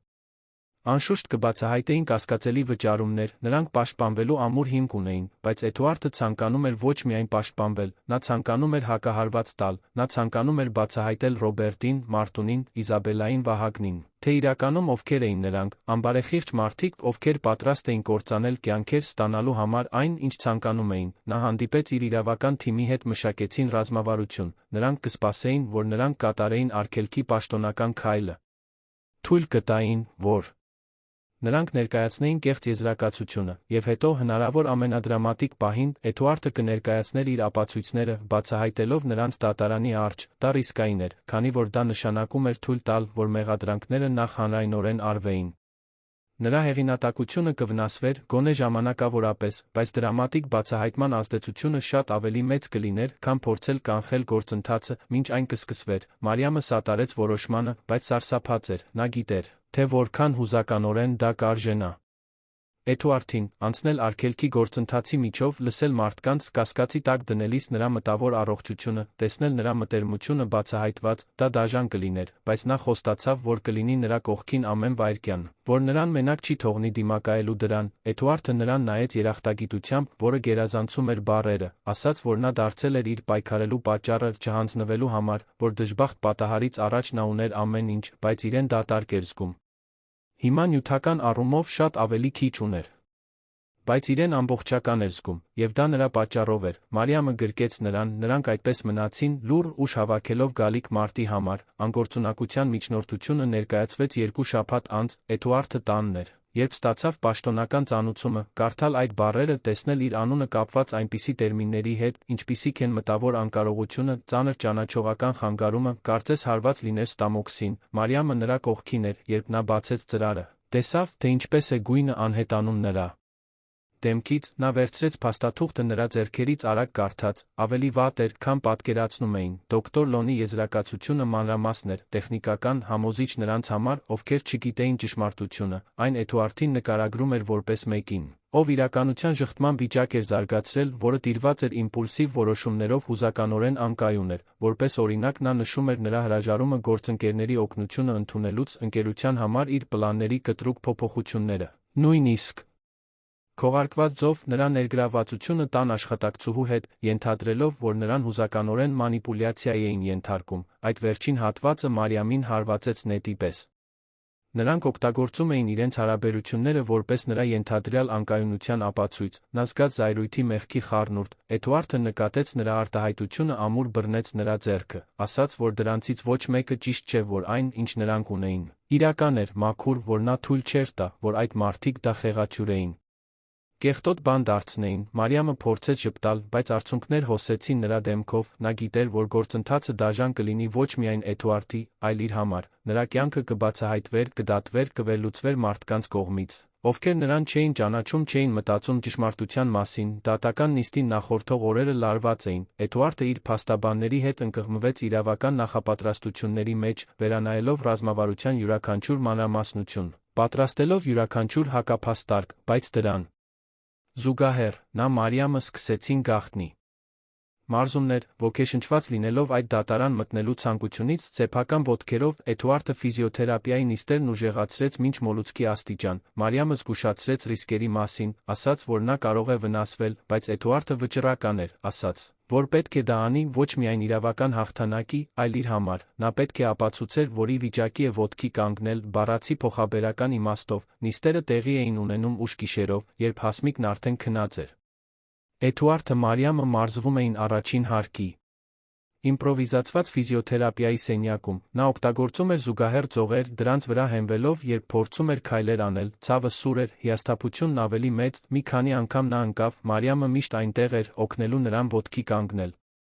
Նա նրան չէր խնայում, չէր հեշտացնում վարժությունները, նա գիտեր, որ եթե նա իսկապես ցանկանում է հասնել դրան, պետք է ստիպված լինի գերազանցել իր սահմանները, եւ Էդուարդը նրան բավականաչափ վստահում էր իրեն խոցելի լինելու թույլ տալու համար, խոստովանելու համար, երբ ցավում էր, երբ կարծում էր, որ չի կարողանա, Մարիամը դարձավ ավելին, քան նրա ֆիզիոթերապևտը կամ նրա ընկերուհին, նա դարձավ նրա գործընկերը հաղթահարման ճանապարհին, որը շատ ավելին էր, քան ֆիզիկականը։ Մինչդեռ Իզաբելան նրա դաշնակիցները նախապես տոնում էին, նրանք կարողացել էին նիստը նշանակել միջնորդության ներկայացումից 15 օր հետո, զարմանալիորեն կարճ ժամկետ, Վահագնը օգտագործել էր իր կապերը, գործընթացն արագացնելու համար, ապահովելով, որ որոշակի դատավոր, որը հայտնի էր տեխնիկական փաստարկներին նուրբ ազդեցություններին ընդունակ լինելով նշանակվեր գործի համար, Իզաբելան այդ օրերն անցկացրեց իր վկայությունը փորձելով, նա կներկայանար որպես կին, ով սիրել էր Էդուարդին, ով ճանաչել էր նրան իր լավագույն պահերին, ով հիմա, սիրտը կոտրված, պետք է խոստովաներ, որ նա այլս նույնը չէ, նա կասեր, որ դժբախտ պատահարը նրան չէր ազդել միայն ֆիզիկապես, այլ փոխել էր նրա անհատականությունը, նրա դատողության կարողությունը, դա համոզիչ կատարում կլիներ, նա դա գիտեր, Ռոբերտը Մարտունը իրենց հերթին պատրաստել էին մի շարք փաստաթղթեր, որոնք համատեքստից դուրս կարծես ցույց էին տալիս Էդուարդի անկանոն որոշումները ընկերության ղեկավարության ժամանակ, հանդիպումներից հեռացումներ, ռազմավարության փոփոխություններ, կառավարման հետ կոնֆլիկտներ, ամեն ինչ ներկայացված էր այնպես, որ նկարագրեր անկայունության պատկեր, այն, ինչ նրանք չգիտեին, այն էր, որ Էդուարդը նրա փաստաբանները մեկ քայլ առաջ էին, պատրաստելով ոչ միայն պաշտպանություն, այլ բացահայտում, որը լիովին կփոխեր դատական նիստի ընթացքը։ Դատական նիստին նախորդող գիշերը անքուն էր բոլոր ներգրավվածների համար, Էդուարդը չկարողացավ քնել, նա մնաց պատշգամբում, նայելով Երանի աստղազարդ երկնքին, մտածելով այն ամենի մասին, ինչ տեղի էր ունեցել վերջին ամիսներին, նա մտածեց, թե ինչպես էր իր կյանքը գլխիվայր շրջվել, ինչպես էր կորցրել այն ամենը, ինչ կարոր էր համարում, ինչպես պարադոքսալ կերպով շատ ավելի արժեքավոր բան էր ձեռք բերել, Մարիամը, նա հայտնվել էր իր կյանքում, երբ նա հատակին էր, առանց հասկանալու, լույս էր բերել այդ խավարին, Էդուարդը հասկացավ, որ նույնիսկ եթե կորցներ ընկերությունը, նույնիսկ եթե հանրայնորեն նվաստացվեր, նա դեռ կունենար նրան, եւ դա ինչ-որ տարօրինակ կերպով բավարար էր, Մարիամը նույնպես չքնեց, նա արթուն մնաց, մտածելով հաջորդ օրվա գալիք մարտահրավերների մասին, նա մտածեց մոր մասին, ով այդքան էր զգուշացրել նրան այդ հարաբերությունների վտանգների մասին, ով հիմա տեսնում էր իր ամենավատ կանխատեսումները իրականանալիս, բայց Մարիամը չէր զղջում, նա սիրում էր Էդուարդին այնպես, ինչպես երբեք չէր պատկերացրել, որ կարող էր սիրել։ Նա իրեն ցույց էր տվել, որ ինքն ավելի ուժեղ է, քան կարծում էր, որ արժանի է սիրվելու գնահատվելու, եւ նա կպայքարեր նրա կողքին, անկախ գնից, առավոտյան 3-ին չկարողանալով մենակ մնալ իր մտքերի հետ, Մարիամը վերարկու հագավ գնաց առանձնատուն, նա օգտագործեց այն բանալին, որը Էդուարդը տվել էր իրեն շաբաթներ առաջ, լուռ մտավ նրան գտավ պատշգամբում, նրանց բառեր պետք չէին, նա նստեց նրա կողքին, գլուխը դրեց նրա ուսին, այդպես մնացին մինչ արածակը ուժ հավաքելով միմյանցից, դատական նիստի օրը եկավ մոխրագույն երկնքով, անձր խոստանալով։ Էդուարդն արթնացավ, Հասմիկի կողմից պատրաստված ուժեղ սուրճով Մարիամի արդեն հագնված, պատրաստ նրան ուղեկցելու, այն կոստյումը, որը նա ընտրեց, նույնն էր, որը նա հագել էր իր վերջին մեծ հանդիպմանը, դժբախտ պատահարից առաջ, իշխանության խորհրդանիշ, որը նա ցանկանում էր վերականգնել, փողկապը կապեց Մարիամը, թեթակի դողացող մատներով, բայց որոնք հանգույցն արեցին կատարելապես, Հասմիկը գրկեց երկուսին, մինչ նրանք դուրս կգային, շնջալով մի աղոթք, որը սովորել էր իր տատիկից։ Էդուարդը շնորհակալություն հայտնեց գլխով։ Անելով իմանալով, որ այդ պարզ կնոջ հավատը, ինչ-որ կերպ, նույնքան կարևոր էր, որքան ցանկացած իրավական ռազմավարություն, դատարանը գտնվում էր Երանի կենտրոնական մասում, մի տպավորիչ շենք, որը հավասարապես հարգանք վախ էր ներշնչում, երբ նրանք հասան Դրան մոտ արդեն լրագրողներ կային, ինչ-որ մեկը տեղեկություններ էր արտահոսել դատական նիստի մասին, հզոր գործարարի անկարող համարվելու պատմությունը չափազանց մեծ նորություն էր, անտեսվելու համար, Էդուարդը զգաց հայացքների ծանրությունը իր վրա ուղղված։ Տեսախցիկները, Մարիամը արժանապատվորեն հրեց աթոռը, անտեսելով լրագրողների բղաված հարցերը, նրանք շենք մտան հարմարեցված մուտքով շարժվեցին դեպի դատական նիստերի դահլիճ, ներսում մթնոլորտը պաշտոնական էր, սառը, Իզաբելլան արդեն այնտեղ էր, նստած Վահագնի նրանց փաստաբանների կողքին, Ռոբերտը Մարտունը մեկ այլ շարքում էին, իրենց իրավական թիմի ուղեկցությամբ, երբ Էդուարդը մտավ, բոլոր հայացքները ուղղվեցին նրան, Իզաբելլան նրան նայեց կարեկցանքի փորձող արտահայտությամբ, բայց որը Էդուարդը ճանաչեց որպես մաքուր։ Կեղծիք, նա դիմացավ նրա հայացքին չշեղվելով, մինչ որ հենց ինքը շրջեց դեմքը, Մարիամը Էդուարդի աթոռը դրեց պաշտպանության սեղանի մոտ, իր 3 փաստաբանների կողքին, իսկ հետո գնաց նստելու հանրության համար նախատեսված աթոռներին, Հասմիկն էլ էր այնտեղ, զուսպ, բայց ներկա, լուռ, բայց հիմնարար աջակցություն, դատավորը մտավ մոտ 60 տարեկան տղամարդ, կոշտ կեցվածքով, չեզոք արտահայտությամբ, որը ոչինչ չէր հայտնում նրա հակումների մասին, դատական նիստը սկսվեց միջնորդության ընթերցմամբ։ Ռոբերտի Մարտունի փաստաբանը վեր կացավ մաքուր հռետորաբանությամբ, ներկայացրեց գործը, խոսեց Էդուարդի մասին, նրա փայլուն ուղու ողբերգական դժբախտ պատահարի մասին, այն մասին, թե ինչպես ցավոք հետանքները միայն ֆիզիկական չէին, ներկայացրեց դոկտոր Լոնի եզրակացությունը, ընդգծելով ամենակարևոր հատվածները, հետո կանչեց իր առաջին վկային Իզաբելլային, նա էլեգանտորեն վեր կացավ, մոտեցավ վկաների նստարանին երթում տվեց, փաստաբանը սկսեց հարցեր տալ, Իզաբելլան պատասխանեց խեղդված ձայնով, թաց աչքերով։ Նա պատմեց նրանց հարաբերությունների մասին, այն մասին, թե ինչպիսին էր Էդուարդը։ Դժբախտ պատահարից առաջ, փայլուն, կենտրոնացած, ռացիոնալ, եւ այն մասին, թե ինչպես հետո նա փոխվել էր, դարձել էր իմպուլսիվ, հուզականորեն անկայուն, կայացնելով որոշումներ, որոնք իմաստ չունեին։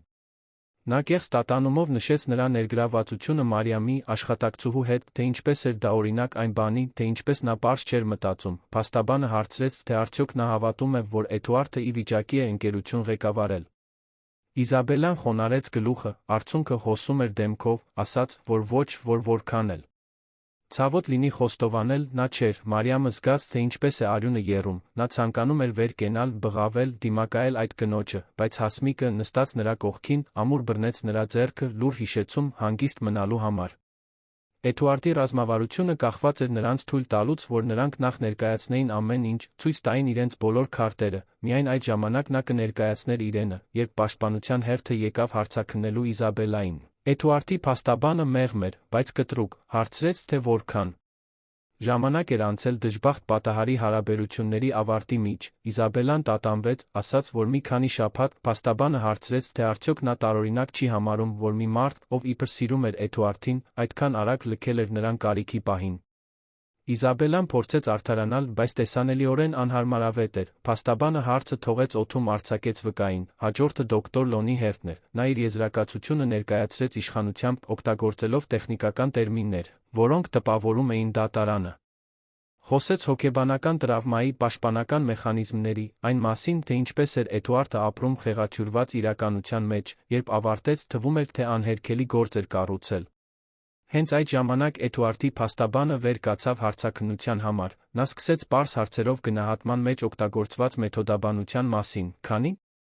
նիստ էր անցկացվել, միայն մեկը, որքան էր տել, մոտ 1 ժամ, փաստաբանը զարմացած թվաց, սովորական չէր այդքան վերջնական գնահատական կատարել, հիմնվելով մեկ կարճ նիստի վրա, այդպես չէ, դոկտոր Լոնը պաշտպանվեց ասելով, որ իր փորձը թույլ է տալիս արագորեն օրինաչափություններ հայտնաբերել, այնուհետ փաստաբանը հարցրեց, թե արդյոք դոկտորը էթիկական է համարում գնահատական կատարելը, արդեն իմանալով, թե ինչպիսին կլինի սպասվող արդյունքը, Լոնը հոնքերը կնճռոտեց, ասաց, որ չի հասկանում հարցը, փաստաբանը կրկնեց, այս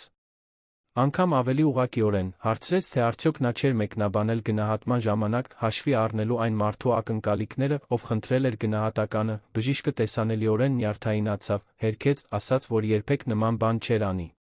Հենց այդ ժամանակ Էդուարդի փաստաբանը դատավորից թույլտվություն խնդրեց նոր ապացույց ներկայացնելու համար, դատավորը, հետաքրքրված, թույլատրեց, Էդուարդը խնդրեց Մարիամին մոտենալ բերել իր նոութբուքը, խորհրդատվության ձայնագրությունը հնչեցվեց սենյակում։ Բոլորը լսեցին Էդուարդի ձայնը։ Հարցեր տալիս, դոկտոր Լոնի ձայնը պատասխանելիս, և հետո պարզ, ինչպես բյուրեղը, կոմպրոմատային հատվածը, այն մարդու ակնկալիքները, ով խնդրել էր գնահատականը, հաջորդած լռությունը խլացնող էր, դոկտոր Լոնը գունատվեց։ Իզաբելան Վահագնը խուճապահար հայացքներ փոխանակեցին, Ռոբերտը Մարտունը նայեցին միմյանց, հասկանալով, որ ամեն ինչ փլուզվում էր, դատավորը խոսք խնդրեց բժշկին հարցաքննեց այդ ձայնագրության մասին, Լոնը փորձեց բացատրել, ասաց, որ արտահայտությունը համատեքստից դուրս էր բերվել, բայց տեսանելիորեն ցնցված էր, Էդուարդի փաստաբանը դրանով չսահմանափակվեց, ներկայացրեց փաստաթղթեր, որոնք ցույց էին տալիս զգալի գումարների բանկային փոխանցումներ Վահագնին կապված հաշվից դոկտոր Լոնի հաշվին, կատարված խորհրդատվությունից օրեր առաջ։ Նա ներկայացրեց Հասմիկի վկայությունը, մանրամասնելով այն զրույցը, որը նա լսել էր Ռոբերտի Վահագնի միջ պատվիրված եզրակացության մասին, դատական նիստը, որը պետք է լիներ Էդուարդի կործանումը, վերածվեց նրա դեմ դավադրության բացահայտման, դատավորը, տեսանելիորեն զայրացած։ Դատական համակարգը մանիպուլյացիայի ենթարկելու փորձից կարգադրեց ամբողջական հետաքննություն անցկացնել դոկտոր Լոնի գործունեության դատավարական խարդախության փորձի հնարավոր հանցագործության վերաբերյալ, նա որոշեց, որ Էդուարդի հետ պետք է կատարվի նոր հոգեբուժական գնահատական, այս անգամ անկախ բժշկական հանձնաժողովի կողմից, ոչ թե կողմերի կողմից նշանակված մասնագետի, բայց մինչ դատական նիստը կավարտվեր, Էդուարդի փաստաբանը նորից խոսք խնդրեց, ասաց, որ ցանկանում է ներկայացնել իր հաճախորդի մտավոր վիճակի վերջին ապացույցը, Էդուարդը գլխով արեց, ժամանակն էր, Մարիամի օգնությամբ, ով սենյակ էր մտել կողքի դռնից, Էդուարդը վեր կացավ հաշմանդամի սայլակից, ամբողջ դատարանը շունչը պահեց, ձեռքերը հենած շարժական զուգահեռ ծողերին, որոնք Մարիամը բերել էր։ Էդուարդը մեկ քայլ արեց, հետո մեկ այլ, նրա շարժումները դանդաղ էին, դողդոջուն, տեսանելիորեն ցավոտ, բայց դրանք քայլեր էին, իրական քայլեր, որոնք արվում էին մի մարդու կողմից, ով իբր պետք է կորած լիներ իր սեփական մտքում, նա քայլեց մոտ 3 մետր, յուրաքանչյուր քայլը հաղթանակ, մինչ հասավ դատավորի դիմաց, հաստատուն ձայնով նա ասաց, որ այնտեղ է ոչ թե ապացուցելու, որ օգնության կարիք չունի, այլ ապացուցելու, որ պայքարում է, աճում է, զարգանում է, որ մտավոր անկարող մարդը չէր ունենա այդ վճռականությունը։ Կարգապահությունը ուժը դա անելու համար, խնդրեց դատավորին հաշվի առնել ոչ միայն եզրակացությունները վկայությունները, այլ իր աչքերի առջի կենդանի ապացույցը, դատավորը Էդուարդին նայեց զարմանքի հարգանքի խառնուրդ արտահայտությամբ։ Երկար լռությունից հետո նա հայտարարեց, որ մերժում է անգործունակության միջնորդությունը, հայցվորների անբարեխղճության ներկայացված ապացույցների պատասխանողի ճանաչողական կամային կարողությունների հստակ ցուցադրման պատճառով, ավելին, նա որոշեց, որ դատախազությունը պետք է ծանուցվի, հետաքննելու դատավարական խարդախության փորձի, կեղծ վկայության հնարավոր հանցավոր խմբավորման հանցագործությունները, Ռոբերտը, Մարտունը, Իզաբելան, Վահագնը, դոկտոր Լոնը պաշտոնապես հետաքննվում էին, սենյակը բարբաջանքներով պայթեց, լրագրողները, ովքեր կարողացել էին ներս մտնել, դուրս վազեցին լուրը հաղորդելու համար, Մարիամը վազեց Էդուարդի մոտ, ով դեռ ոտքի վրա էր, բռնված ձողերից, նա գրկեց նրան, նա թույլ տվեց իրեն հենվել նրան, ողջ ֆիզիկական հուզական ծանրությամբ, նրանք հաղթել էին, ոչ միայն իրավական մարտում, այլ շատ ավելի մեծ մարտում, դավաճանության, չարության, բոլոր նրանց դեմ, ովքեր խաղադրույք էին կատարել նրա անկման վրա, Հասմիկը հեռվից ուրախությունից լաց էր լինում, տեսնելով իր դստերն ու Էդուարդին գրկախառնված, իմանալով, որ չնայած բոլոր խոչընդոտներին նրանց սերը դիմացել էր, հաջորդող ամիսներին շատ բան փոխվեց, դոկտոր Լոնի բժշկական լիցենզիան չեղյալ հայտարարվեց, հետաքննությունների արդյունքում պարզվեց, որ դա նրա առաջին կեղծ եզրակացությունը չէր, Ռոբերտը Մարտունը։ Հետո սպասում ենք ձեզ հաջորդ դրվագում, մեկ պատմությունով, որը կշարժի ձեր հույզերը, կստիպի ձեզ մտածել մարդու ուժի մասին։ Մինչ շուտ հեռացվեցին ընկերությունից դատական համաձայնությունից հետո, վաճառելով իրենց բաժնետոմսերը շուկայականից շատ ավելի ցածր գներով, որպես ավելի ծանր քրեական գործընթացներից խուսափելու համաձայնության մաս։ Իզաբելան Վահագնը բախվեցին դավադրության խարդախության փորձի համար դատական գործընթացների, հանգեցնելով ծանր տուգանքների անուղղելի վնասների իրենց հեղինակությանը, պատմությունը տարածվեց լրատվամիջոցներով, այն, ինչ պետք է լիներ Էդուարդի անկումը, դարձավ նրա հանրային քավությունը, բայց ամենակարևոր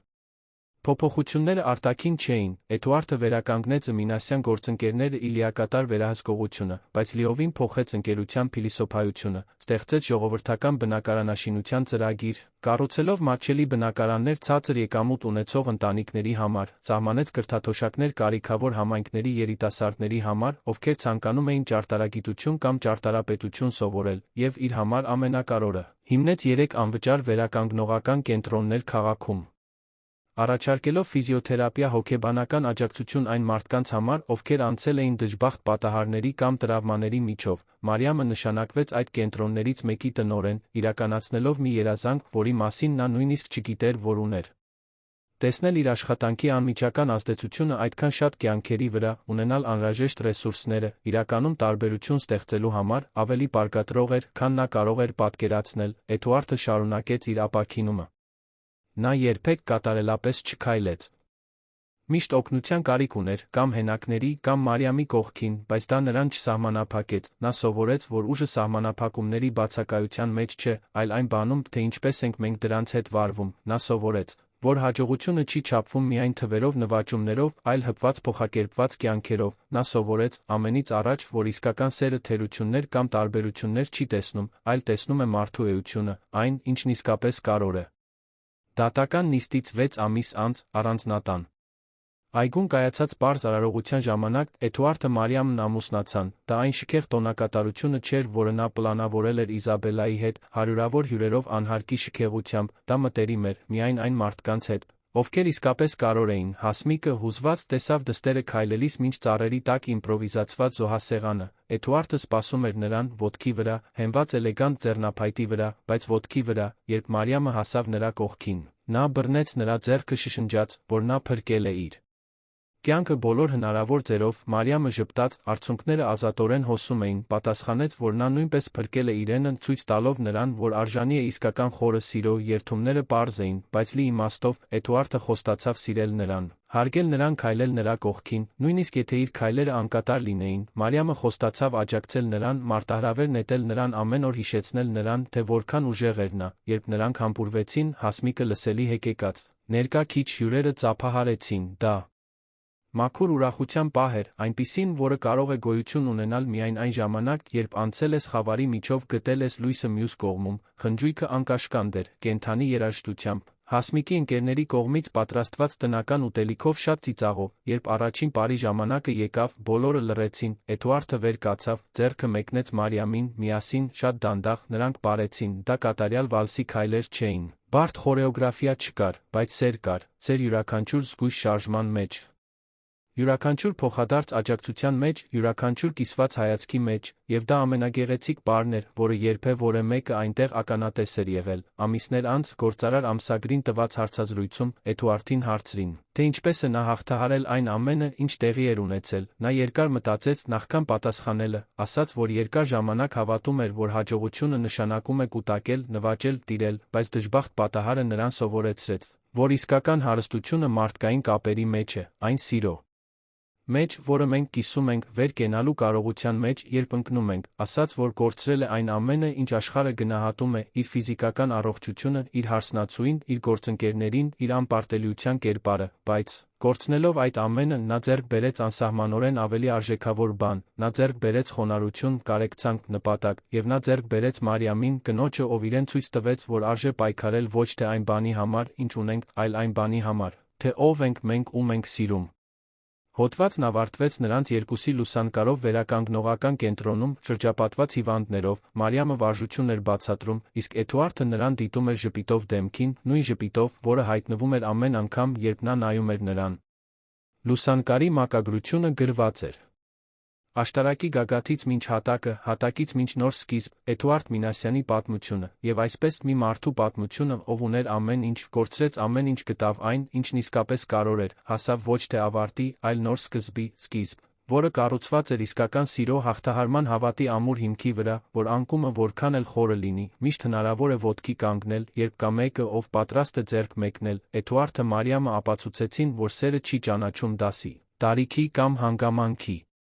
արգելքներ, նրանք ապացուցեցին, որ իսկական ուժը խոցելիության մեջ է, թույլ տալու մեջ, սիրված լինել, սիրել անվերապահորեն, եւ ամենից առաջ, նրանք ապացուցեցին, որ երկրորդ հնարավորությունները գոյություն ունեն, որ հաճախ դրանք գալիս են այնտեղից, որտեղից մենք ամենակիչն ենք սպասում, նրանց ձեռքերից, ովքեր այնտեղ էին ամբողջ ժամանակ, սպասելով, որ մենք բացենք մեր աչքերը, դրանք տեսնելու համար։ Պատմության ավարտը, սիրելի ունկնդիրներ, հուսով ենք, որ Էդուարդի Մարիամի պատմությունը հուզել է ձեր սրտերը, եթե Հուզվեցիք, թողեք ձեր լայքը, բաժանորդագրվեք ալիքին մեկնաբանություններում պատմեք, թե ինչն է ձեզ ամենաշատը տպավորել, ամեն օր մենք ներկայացնում ենք նման ինտենսիվ պատմություններ, որոնք բացահայտում են մարդկային հոգու ամենախորը կողմերը։ Սպասում ենք ձեզ հաջորդով։ Դրվագում